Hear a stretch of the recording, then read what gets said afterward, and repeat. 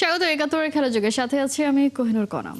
সাফ অনূর্ধ্ব-20 টানা 3বার ফাইনালে বাংলাদেশ, প্রতিপক্ষ সেই চিরচেনা ভারত। এই ম্যাচটা নিয়ে কথা বলতে চাই। আন্ডার-20-তে এশিয়ান কাপে খেলছে মেয়েরা, একই সাথে বাংলাদেশ জাতীয় ফুটবল দলের পারফরমেন্স, সবকিছু নিয়ে আমরা আলোচনা করতে চাই। স্টুডিওতে এই মুহূর্তে আমাদের সাথে আছেন ক্রীড়া বিশ্লেষক ফয়সাল তিতুমির। শুভ সকাল। আন্ডার-20 ছেলেদের ম্যাচটা নিয়ে যদি শুরু করি আমরা, সাফের ম্যাচটা স্কোর লাইন দেখলে আসলে বোঝা যাবে না যে এই ম্যাচে কারা বেশি ডমিনেট করেছে, কেমন পারফরমেন্স ছিল। এবং সবথেকে আলোচনার যে বিষয়, সালিভান ব্রাদার্স, তাদেরকে নিয়ে কথা ছিল।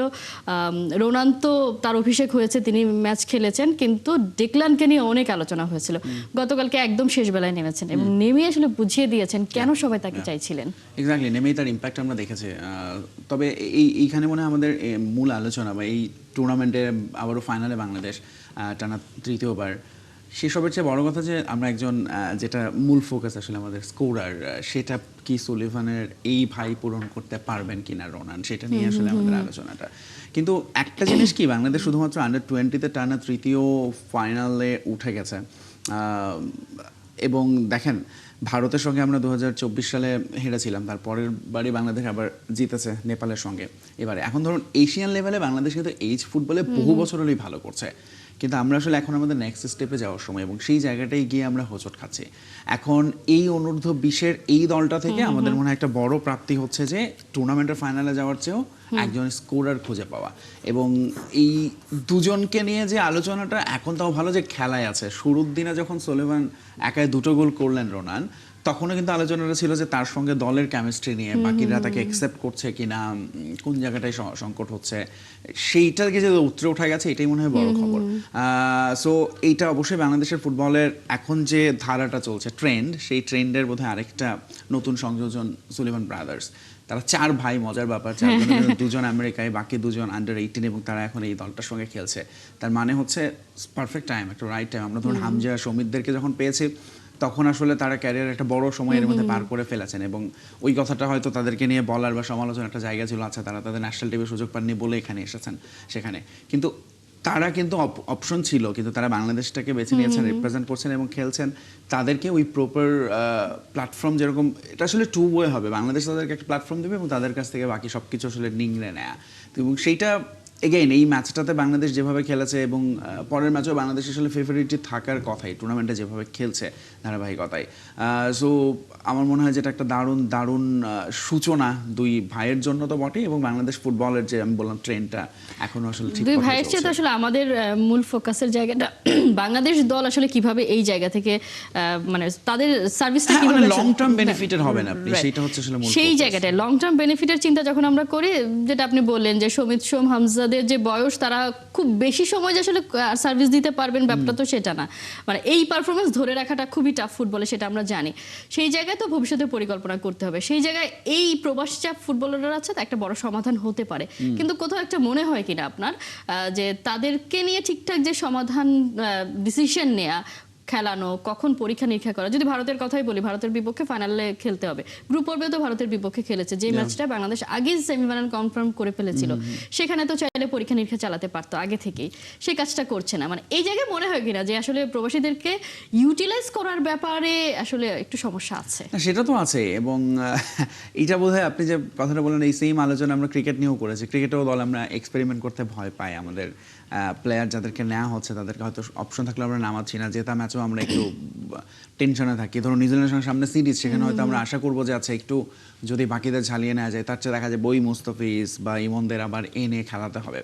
আচ্ছা, ফুটবলের ক্ষেত্রে যেটা হয়েছে, ধরুন প্রথমত হচ্ছে বাংলাদেশ এখন একটা প্রশ্ন উঠবে, ধরুন এখন যে জায়গাটা এসে আমরা ভালো করছি রেগুলার সাফে, সো এর পরের স্টেপে যেটা মেয়েরা এর মধ্যে করছে, তারা এফসি লেভেলে চলে গিয়েছে। কিন্তু এগেন এফসি লেভেলেও আমরা দেখেছি বাংলাদেশ ন্যাশনাল টিমকে, এবং আন্ডার-20 দলটাও সামনে বড় আরও চ্যালেঞ্জ আছে। চায়নার সঙ্গে খেলতে হবে, ভিয়েতনামের সঙ্গে খেলতে হবে, র্যাঙ্কিংয়ে সবাই উপরে। এখন আমি একটা জিনিস দেখছিলাম যে ধরুন ওয়ার্ল্ডের সবচেয়ে পপুলার হচ্ছে এইজ লেভেলের ওয়ার্ল্ড কাপ হচ্ছে আন্ডার-17, সেখানে ধরুন সবচেয়ে বেশি চ্যাম্পিয়ন টিম হচ্ছে নাইজেরিয়া। এই দলটা কেন ন্যাশনাল টিমে এসে আমরা জানি যে তারা ফার্স্ট রাউন্ড, সেকেন্ড রাউন্ড সর্বোচ্চ। মেয়েদের ক্ষেত্রেও তাই দেখছিলাম, ধরুন নর্থ কোরিয়া হচ্ছে আন্ডার-17-এর, তারা একেবারে চ্যাম্পিয়নশিপটা তাদের নিজেদের দখলে রেখেছে, কিন্তু এই নর্থ কোরিয়া কেন সেই পারফরমেন্সটাকে ন্যাশনাল টিমে গিয়ে রিপ্রেজেন্ট করতে পারছে না? এর একটা বড় কারণ হচ্ছে আমার মনে হয় যে তাদের ওই ধরুন ফুটবলে আসলে একটা বয়সের পরে তো আসলে আপনি ক্লাবের কাছে চলে যাবেন, তারপর আপনি ন্যাশনাল টিমকে সাপোর্ট দেবেন, যেটা হামজা সৌমিত্রা করছেন।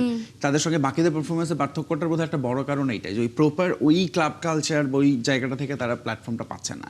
এখন বাংলাদেশের যে ফুটবলাররা আছেন যারা এখন আন্ডার 20 খেলছে, এরপরে ধরুন এই ম্যাচের পরে আবার যদি তারা আসলে ঠিক কোথায় যাবে, তাদেরকে ওই প্রপার ওই প্ল্যাটফর্মগুলো আমরা দিতে পারবো কিনা। ধরুন সুলিভান ব্রাদার যদি আমেরিকায় ফেরত যায়, তারা হয়তো সেখানে একটা খুব ভালো জায়গায় থাকবে, খেলবে।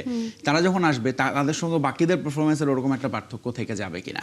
এখন ধরুন এই দলটা এগেন ভারতের সঙ্গে যখন নামতে যাচ্ছে, এবং তখন আসলে আমাদের আমরা যদি লাস্ট ম্যাচটা দেখি, আপনার প্রশ্নের উত্তরটা বোধহয় দেওয়া সহজ হবে যে বাংলাদেশ কিন্তু ওই অ্যাটাকিং মাইন্ডসেটটা ধরে রেখেছিল প্রথমে, যে এমন না যে তারা গোল করেছে ওকে ওই এক গোলে স্কোর লাইন হতে বলবে 1-0, কিন্তু পুরো ম্যাচে বাংলাদেশের একটা ডোমিনেশন ছিল।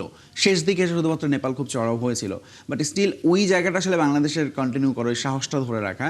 এবং অবশ্যই আপনি যেটা বললেন যে বাকিদের প্রপার যে কারণে হচ্ছে কাবরেরাকে নিয়ে এত সমালোচনা, যে তিনি আসলে একটা প্রপার টিম দাঁড় করাতে পারেননি, সেইটা আসলে আমরা এজ লেভেল থেকে বোধ হয় আমরা কিছু কিছু ফুটবলারের ক্ষেত্রে পজিশন ওয়াইজ জায়গা তো আমরা নিশ্চিত করে সামনে এগোতেই পারি। নিশ্চয়, মানে ট্রানজিশন পিরিয়ডটা হচ্ছে সব থেকে গুরুত্বপূর্ণ যদি সাস্টেনেবল সাকসেসের কথা আমরা চিন্তা করতে যাই সেই জন্য। এবং আন্ডার মানে এজ লেভেলগুলোতে বাংলাদেশ সবসময় বেটার করে, ছেলে মেয়েরা যারাই আছে তারাই বেটার করে। জাতীয় দলে গিয়ে হয়তো আমরা পারফরমেন্সটা পাই না। আন্ডার 20-তে এশিয়ান কাপে খেলছে মেয়েরা, সিনিয়র টিম এশিয়ান কাপে খেলেছে, পারফরমেন্স সেরকম ভালো হয়নি, সে জায়গায় হয়তো প্রত্যাশার জায়গাটা অত বেশি ছিল না। কিন্তু আন্ডার 20 গতকাল যে ম্যাচটা খেললো, শুরুতে বাংলাদেশ দল 2 গোলে এগিয়ে গেল এবং দুর্দান্ত গোল দেখলাম আমরা। খুবই এবং আনফরচুনেট। এরপর যে 2 গোলে আসলে পিছিয়ে পড়লো, এরপর তো আসলে 3টা গোলই হয়ে গেল। মানে পেনাল্টি এরিয়াতে গিয়ে যে অ্যাটেম্প্টগুলো নিলেন বাংলাদেশের ফুটবলাররা, মানে এইটা আসলে এই হঠকারিতা, এটা মানে কি মনে হয়? এইটা হচ্ছে কি, আমরা আসলে এখন বাংলাদেশের ফুটবলের সঙ্গে এটা অভ্যস্ত হয়ে গেছি। ন্যাশনাল টিমে আপনি দেখবেন সব ধরনের ফুটবলে যে এই জিনিসটাই চলছে, শেষ মুহূর্তে খেয়ে হারানো, ডিফেন্ডারদের বড় বড় ব্লান্ডার করে ফেলা। এবং এই ম্যাচটা তো আসলে আপনি নিজে চেষ্টা না করলে ম্যাচ হারতে পারবেন না। আপনি 70 মিনিট পর্যন্ত 2-0 গোলের লিড, শেষ 20 মিনিটে 3টা গোল হজম করে যাবেন, এবং তার দুটোই পেনাল্টি থেকে। এবং বাজেভাবে আসলে এর আসলে ড্রাইভার মানে আপনি আসলে কাকে দিবেন, মানে ডিফেন্ডাররা ঠিক কেন ওই সময়টা প্যানিক হয়ে গেলেন, অথচ এই ফুটবলাররা কিন্তু দীর্ঘদিন ধরে খেলছেন। কিন্তু এগেন এই জায়গাটায় আমার মনে হয় যে কোচ পিটার বাটলার অনেকদিন ধরে এই টিমটার সঙ্গে আছেন, তার সাধারণত নানান চ্যালেঞ্জের মধ্যে দিয়ে তিনি দলটাকে এগিয়ে নিয়েছেন, এবং ম্যাক্সিমাম সময় তিনি সাপোর্টটা পেয়েছেন সমর্থক এবং ম্যানেজমেন্ট থেকে। বাট স্টিল তার বোধহয় কিছু কিছু জায়গায়, যেমন আমাদের ডিফেন্সে আসলে বেশ টপ কিছু ফুটবলারকে তিনি সেই তখন থেকে বাইরে আছেন এখনও, যারা হয়তো পারফর্ম করে হয়তো সুযোগ পেতে পারতেন এই জায়গাটায়। আমাদের ক্যাপ্টেনকেও চেঞ্জ করা হয়েছে, আরেকটা সাইন এটা বোধহয় বাটলারের, তিনি আসলে নেক্সট কীরকম দল চাইছেন। কিন্তু এই ডিফেন্ডারদের এই পুরো দলটার তো অবশ্যই একটা ডিজাস্টার করেছে, বাট অবশ্যই এটার দায়ভারটা পিটার বাটলারের, কারণ এটা একটা বিরাট বড় অপরচুনিটি ছিল। এই ম্যাচটা যদি বাংলাদেশ জিততো, এটা কিন্তু 3টা গ্রুপ থেকে আপনি যদি টপ 2-তে থাকলে তো অবভিয়াসলি আপনি সরাসরি যাচ্ছেন। আমরা ওয়ার্ল্ড কাপ যদি বলে থাকি, এক্স্যাক্টলি, যদি সেমিফাইনালে আপনি যেতে পারেন, অর্থাৎ এরপরে আসলে আর একটা ম্যাচ থাকবে, তখন কোয়ার্টার ফাইনাল জিতলে আপনি সেমিফাইনাল যাওয়া মানে বাংলাদেশ প্রথমবারের মতো বিশ্বকাপ খেলবে আন্ডার 20, এবং সেইটা একটা হিউজ অপরচুনিটি। আপনি কোনোভাবে আপনি সেটা হাতছাড়া করতে চাইবেন না, specially not in such situation যেখানে আপনি 2-0 গোলে এগিয়ে নিশ্চিত 3টা পয়েন্ট, সেই ম্যাচ আপনি ড্র হবে না, হেরে বসবেন। এইটা আসলে ভয়ঙ্কর কি বলবো, মানে হার্ট ব্রেক যেটা বলে, হার্ট ব্রেক একটা মোমেন্ট বাংলাদেশের জন্য। নিশ্চয়ই। পিটার বাটলারকে আমরা দেখছিলাম ম্যাচ যখন প্রায় শেষের পথে, তখন আসলে করার আর কোনো কিছু ছিল না, তিনিও মনে হচ্ছিল কোথাও একটা হাল ছেড়ে দিয়েছেন। আপনি ক্যাপ্টেন্সি পরিবর্তনের কথা বললেন, এই আফিদাকেই দেখেছি কত কিছু করতে, সে আফিদাকেও মনে হচ্ছে ডিমোরালাইজ সামহাও, তাকে লাস্ট ম্যাচগুলোতেও আমরা দেখেছি। ক্যাপ্টেন্সি পরিবর্তনে কি সমাধান মিলবে কিনা, বা ফুটবল আসলে ক্যাপ্টেন্সি কতটা ম্যাটার করে? খুব বেশি তো করে না, আবার কিছু কিছু ক্ষেত্রে তো করে। এবং আমার মনে হয় যে এরকম এইজ লেভেলে আপনি একটু সিনিয়র ফুটবলারদের আসলে নেতৃত্বে রাখাটা, আমি মনে করি এটা দলটার জন্য আমার মনে হয় যে একটা টিম হিসেবে গড়ে উঠতে সাহায্য করবে। কারণ ধরুন সাধারণত তাদের বয়স কম থাকে, ফলে তাদেরকে সঠিকভাবে গাইডলাইন করা, লিড করা, এবং শুধু মাঠে না মাঠের বাইরেও, সেজন্য ইউনিট প্রপার লিডার, এই জায়গাটায় আমার মনে হয় একটু গুরুত্ব তো আছেই। আবার বাটলারটা দেখেন স্ট্র্যাটেজির হয়তো আমরা সমালোচনা করছি ক্যাপ্টেন্সি পরিবর্তন, আর একই সাথে তিনি এই ম্যাচটাতে খুব দারুণ একটা চেঞ্জও এনেছিলেন পূজাকে যখন তিনি নামিয়েছেন, এবং সেই জায়গাটা আমরা দেখেছি যে হঠাৎ করে বাংলাদেশ খুব ভালো খেলতে শুরু করেছিল ওই পজিশনটায়।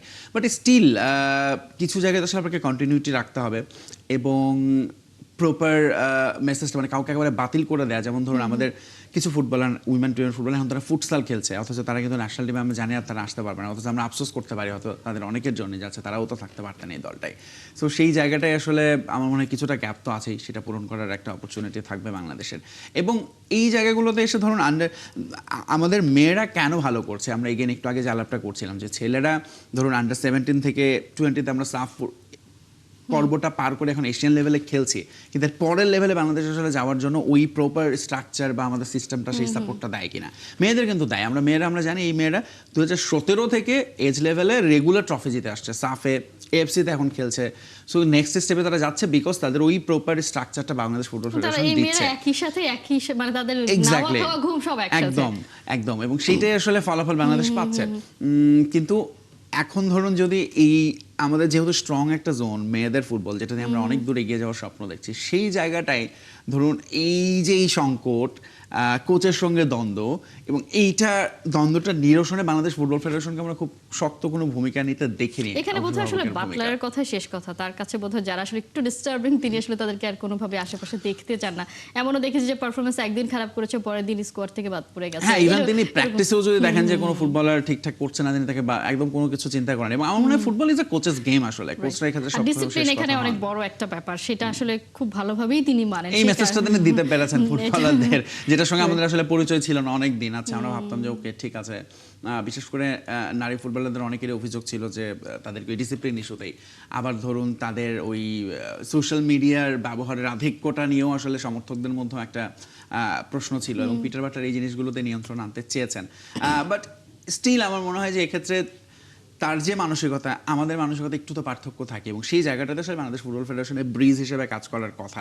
জানি না তারা কতটুকু সেটা করতে পারছে। নিশ্চয়ই দিন শেষে দেখা যায় যে আমাদের যে সবসময় একটা আফসোস থাকে একদম শেষ বেলায়, আমরা মিস করি অল্পের জন্য ফিরে আসতে হয়, হতাশ হতে হয়। সেটা আসলে প্রত্যেকটা জায়গায়। আমরা একটু জাতীয় ফুটবল দলের কাছে ফিরি, একটু হিসাব নিকাশ করার সময় আসলে এসেছে, কারণ আমরা অনেক প্রবাসী ফুটবলারকে আনা হয়েছে যাদেরকে নিয়ে অনেক হাইপ, যে তাদেরকে আনলে বাংলাদেশের ফুটবলের চিত্রটা বদলে যাবে। আপাতত দৃষ্টিতে তাই মনে হয়েছিল, কিন্তু গতকাল যে ফিফা র্যাঙ্কিং আপডেট হয়েছে সেখানে বাংলাদেশ এক ধাপ পিছিয়ে গেছে।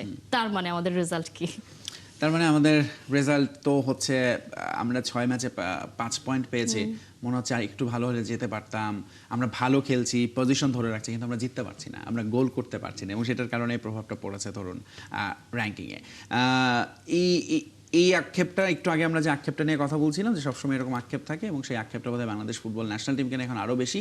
কারণ হচ্ছে আপনি যখন এই এশিয়ান কাপটাতে আমরা মনে হচ্ছিল যে একটুর জন্য হয়তো আমরা মিস করে ফেললাম বাংলাদেশের ফলাফল, এবং অনেকটা সিমিলার সিচুয়েশনে আমরা মেয়েরা যেভাবে হেরেছে সিঙ্গাপুরের সঙ্গে আমরা ঘরের মাঠে সেভাবে হেরেছিলাম, ওটা সবচেয়ে বড় আফসোস হয়ে থাকবে।